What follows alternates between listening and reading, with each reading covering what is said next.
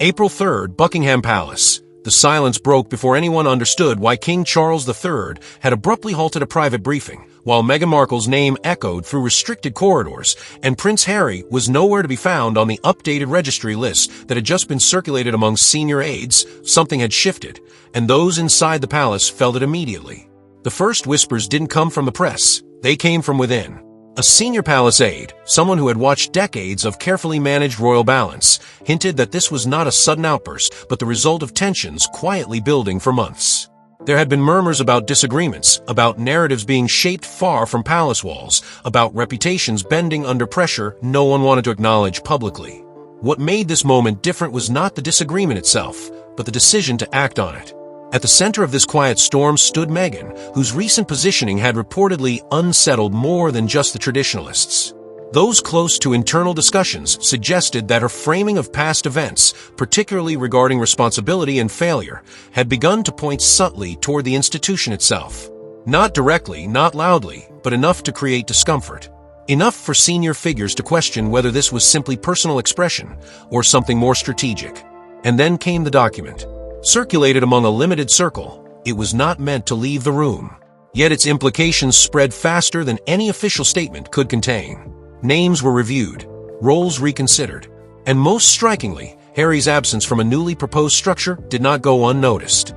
It wasn't explained. It wasn't announced. It was simply there. Meanwhile, another name appeared where few expected it.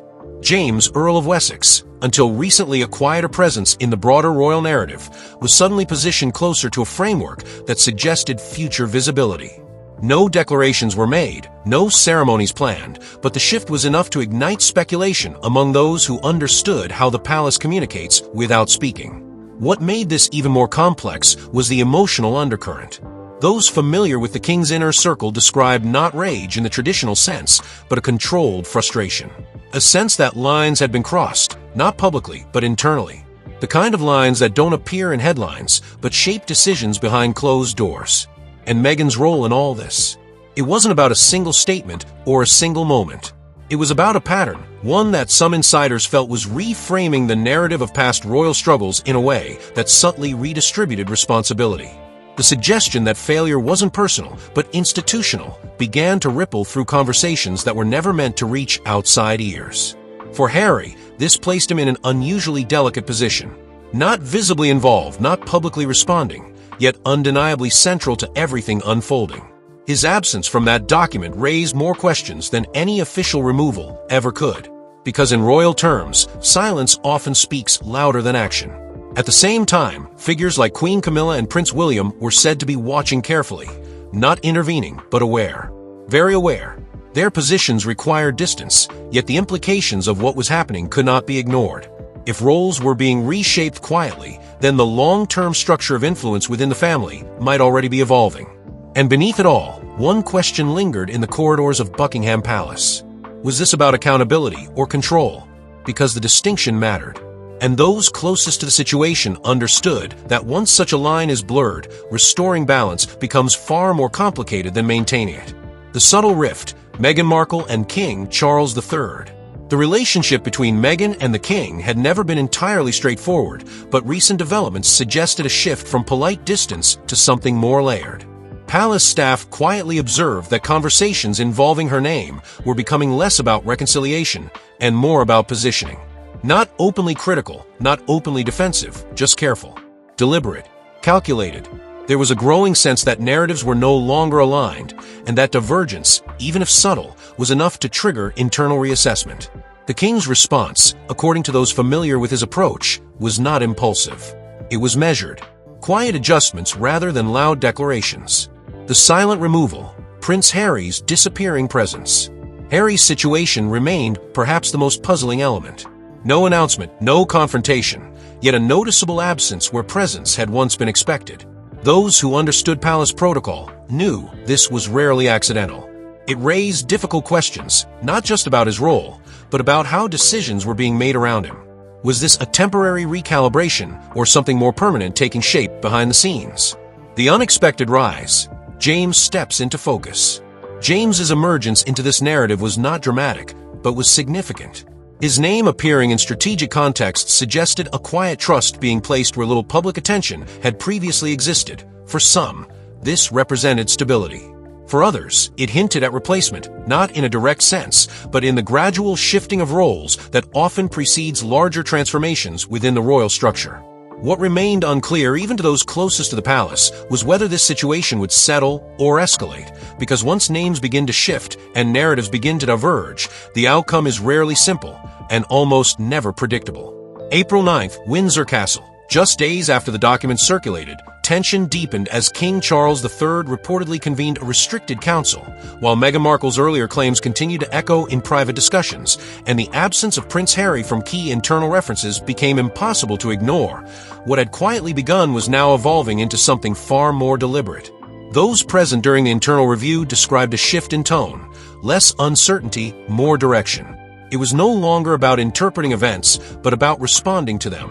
The king, known for his preference for continuity, appeared increasingly focused on protecting institutional structure rather than revisiting past grievances. And in doing so, decisions began to carry a weight that extended beyond personal dynamics. Meghan's framing of events, particularly her subtle positioning of responsibility, had not been dismissed. Instead, it was studied carefully. Those familiar with palace strategy noted that her approach was seen not as confrontation, but as influence. A shaping of perception that, while indirect, held the potential to redefine how certain chapters of royal history were understood by the public. And that, more than anything, created unease. Because within palace walls, perception is not just image, it is authority. As this realization settled, adjustments followed. Not announced, not explained, but felt. Invitations became more selective. References more precise. Language more controlled. It wasn't exclusion in the traditional sense, it was refinement. A narrowing of who stood within the active narrative of the monarchy. Harry's position, already delicate, became increasingly undefined. Those close to the situation suggested that his silence, whether intentional or circumstantial, was being interpreted in multiple ways. Some saw restraint, others saw distance. But within the framework being quietly constructed, ambiguity itself became a factor. And ambiguity, in a structure built on clarity of role, can be destabilizing. At the same time, Meghan's influence appeared to extend beyond immediate circumstances. Conversations began to include not just what had been said, but how it might shape future expectations. If responsibility could be reframed once, could it happen again? If narratives could shift subtly, could they eventually reshape perception entirely? These were not public concerns. They were internal calculations, ones that rarely surface, but often determine direction. Meanwhile, figures like Prince William maintain a measured distance, though insiders suggested he was far from uninvolved. His focus, as described by those familiar with his approach, remained on long-term stability. Not reaction, but positioning, ensuring that whatever unfolded did not compromise the broader continuity of the institution. Alongside him, Queen Camilla was said to be observing closely, her role less visible but equally significant. She understood, perhaps more than most, how narratives can evolve, and how quickly perception can shift when left unchecked. And then there was James. James, Earl of Wessex's presence in strategic discussions became slightly more pronounced, not dramatically, not overtly, but enough for seasoned observers to take note. His positioning suggested reliability, discretion, and perhaps most importantly, alignment. In moments of uncertainty, those qualities carry weight. Yet what made this phase particularly complex was not the actions themselves, but what they implied. Because beneath every adjustment, every omission, every quiet inclusion, there was an unspoken acknowledgement. Something fundamental had changed. The confrontation without words, Meghan Markle and Prince William. While no direct exchanges were witnessed, those close to internal dynamics suggested a growing divergence between Meghan's narrative approach and William's institutional priorities. It wasn't personal in the traditional sense, it was structural. William's focus on preserving continuity contrasted sharply with what some perceived as Meghan's willingness to challenge established framing. This contrast did not erupt into visible conflict, but it created a silent tension, one that influenced decisions without ever needing to be expressed openly. The controlled response, King Charles III and Queen Camilla. The king's approach, supported quietly by Camilla, reflected a strategy of containment rather than confrontation.